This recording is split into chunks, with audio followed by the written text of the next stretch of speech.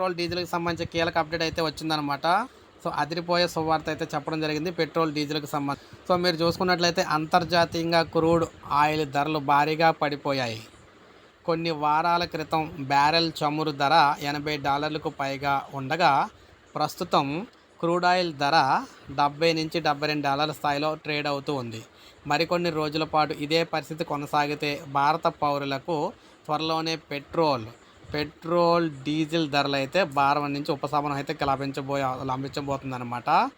అయితే ఇదే విషయాన్ని పెట్రోలియం శాఖ కార్యదర్శి పంకజ్ జైన్ ఇక్కడ సూత్రప్రాయంగా కూడా వెల్లడించారు. అంతర్జాతీయంగా ధరలు ఇదే స్థాయిలో కొనసాగితే ప్రభుత్వ రంగ చమురు కంపెనీలు పెట్రోల్ డీజిల్ ధరలను తగ్గించే అవకాశం ఉందని పేర్కొనడం అయితే జరిగిందనమాట.